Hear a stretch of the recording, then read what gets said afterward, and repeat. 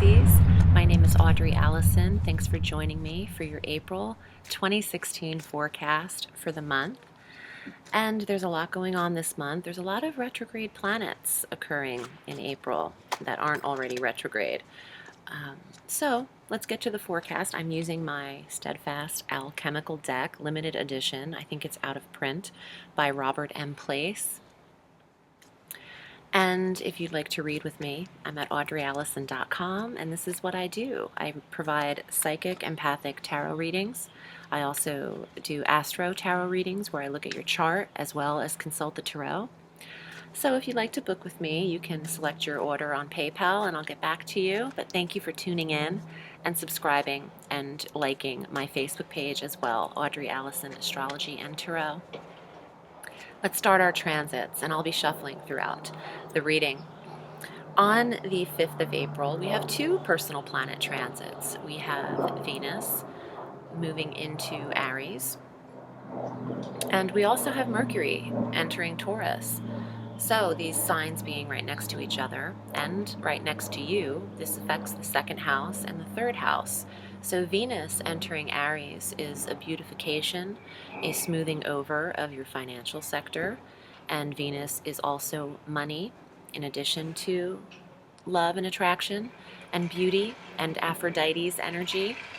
This is about earnings, and when Aries is stimulated by a transit, this will then start to trine the planets that are positioned in fire signs of Sagittarius. There's no planets located in Leo right now, but we have Mars in Sagittarius, and we have a retrograde Saturn in Sag. So Mercury trining these energies is a harmonious aspect in astrology, filtering the most positive energy that the planets can have in this 90-degree positioning away from 120-degree positioning away from each other. It's a trine, so it's a triangle, totaling 360 degrees. Now, Mars and Saturn are positioned in your 10th house of career. So there's a review with Saturn retrograde in the recognition sector, the 10th house, the goal of your work, the accomplishment and achievement area. Saturn is limiting and wants to tweak this area, especially in a retrograde. So you could be reviewing the energy that exists between the second house of finances and the 10th house of career.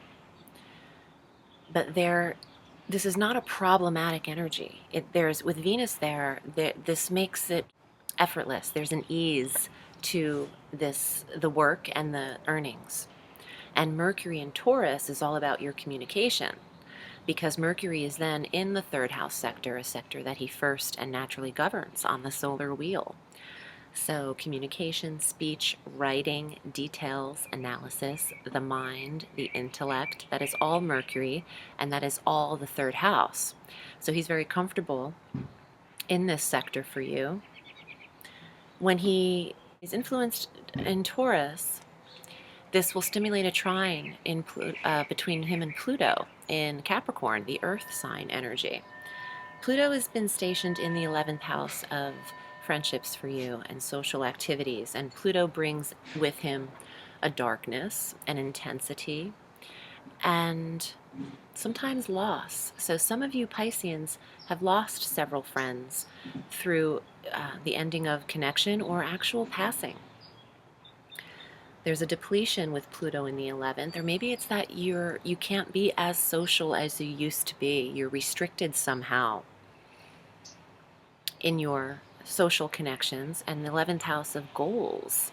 There could have been a depletion of you not knowing what the goal of your work was, and a loss of energy with that. It's something to work with. It is a transit, but Pluto takes a lot longer to get through a sector than most of the personal planets, like Venus and Mercury and Mars, and the Sun and the Moon. So you have to work with it, and having Mercury trining this area, though, is positive because it's the harmonious aspect, filtering in clarity, the reception of what you're saying, you're easily understood. So things will work for you when these transits occur on the 5th of April. We have our new moon earlier in April on the 7th. Our new moon in the sign of Aries at 18 degrees in your second house. So your second house of self-worth, self-confidence, self-value, the budget, finances. Great energy here. The new moon, the only new moon you'll receive in your finance sector, conjunct Venus, Uranus. This is great energy to set your goals in what you'd like to receive financially. On the 17th, Mars will retrograde. We have plenty of retrogrades this month. Mars, Saturn, and Mercury and Pluto. So it's fun. Lots of review. The theme is review. Wanting to align everyone in their right path before they can really go forward. Mars retrograding at 23 degrees of Scorpio. Where do you hold 23 degrees of Scorpio in your natal chart? In the solar chart, it's the 10th house, retrograding back into the 9th house through June 30th of 2016. So Mars takes a time and is retrograde, reviewing the career, reviewing the education needed for career, courses needed to take in order to receive high status in the career sector. Reviewing your relationships with a male figure, with Mars, men, retrograde in the house of the paternal figure, the 10th house. Some of you have to review connection with a father, father figure, grandparent, boss, or authority figure.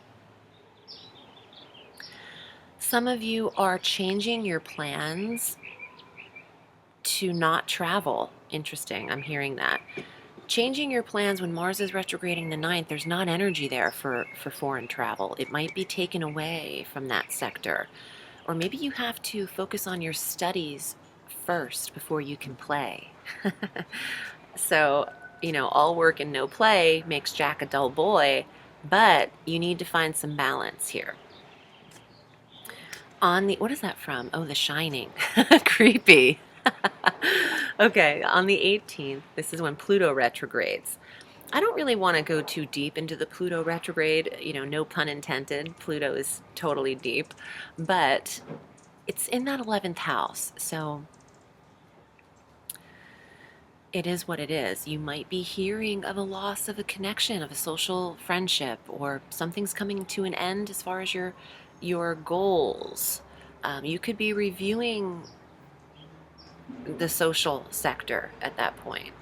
On the 19th, the Sun enters Taurus. When the Sun enters Taurus in the 3rd house, you're really coming across very clear to people in the communication, which is good for Pisces because you can be very nebulous with Neptune in your sign. Neptune has been sitting in your ruling planet in your sector, making it hard to decipher where you're coming from. So you need your clarity. I like when the Sun is in the 3rd house for you. By the end of the month, Mercury will be retrograding at 23 degrees of Taurus through 14 degrees of Taurus. That's your Mercury review. So you're very clear until Mercury starts to slow down. And then you really want to double check your words and make sure whatever you're writing or emailing as well is reviewed by a separate pair of eyes if this is about work or official business. Having Mercury retrograde in the sector that he naturally governs of communication for you, Pisces, makes it a tongue twister from the 28th of April through the 23rd of May. Clearing a shadow on the 7th. I really want to get to the cards because I'm hearing a lot for you. But there is some other placements that I have to discuss too. There's so much to go over in April, and it's not even really covering all of the astrology. You can't possibly cover all the astrology. There's so many nooks and crannies to discuss. But our full moon is on the 22nd at 2 degrees of Scorpio in your 9th house, bringing an end to an education or course. You're maybe starting a 3 to 4 week course or coming into the month having to fulfill a certification or to learn something online or outside of your normal realm, and then by the time the 22nd comes around, you could be bringing that to an end to foreign travel around that time, which would be great to get back into your country before Mercury retrogrades. I don't advise travel in a retrograde. However, it really depends on the sector that Mercury is hitting in your chart, because you have to go on and live your life. I'm actually traveling with Mercury retrograde in my career sector in May. Um, but again, it's not my third or ninth house. If a retrograde falls in the third, sixth, and ninth, I don't really like to travel. The sixth only because of my health. I want to make sure that I'm physically rested. And as an empath, I get drained very easily. So your retrograde being in the third house of local travel and the neighborhood and shorter trips, weekend trips, you might have some delays and difficulties in that area, Pisces. And that is from, again, to be clear, crystal clear, the 28th of April through the 23rd of May. Let's see what your cards have to say for the month of April. I've been shuffling throughout the whole reading for Pisces.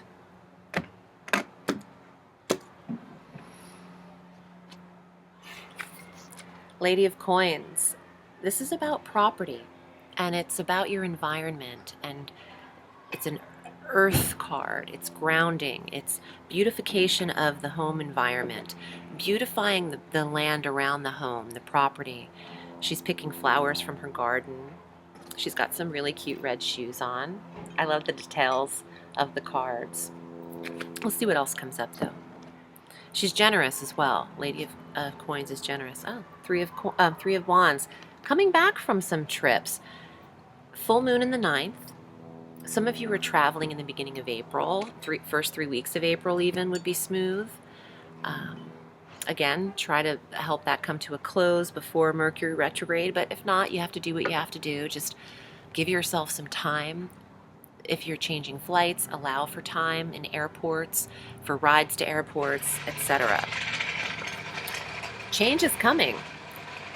This is about transformation, and the full moon in Scorpio, I see, the endings. This is the sign of Scorpio in the tarot, and they're talking about bringing things to an end in the 9th house. So some of you are changing your belief systems, your political views. We don't need to get into all the politics, but there's a lot of chaos going on in the world, clearly.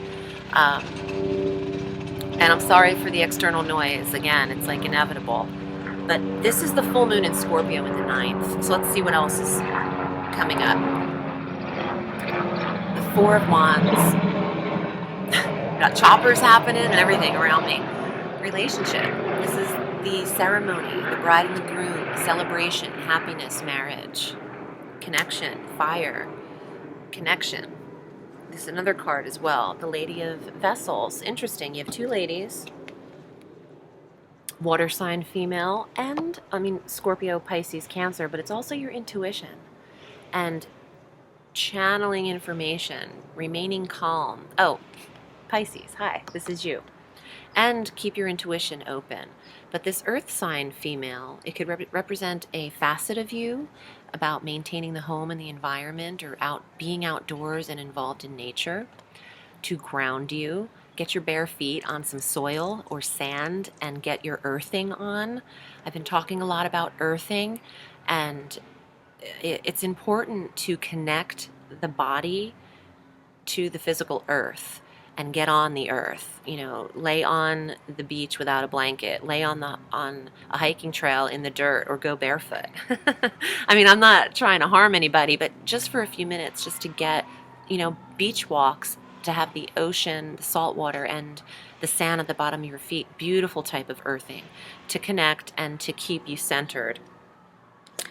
Okay, so some of you Pisceans are coming back from trips. There's a completion with this card in the full moon in the 9th house at 2 degrees of Scorpio.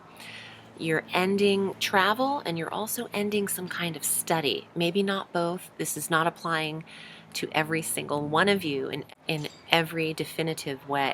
But some of these pieces I'm hoping you can draw from, because these are highlighted sectors and subjects and areas for you, Pisces. Please trust your intuition always, but particularly in the month of April through the retrograde.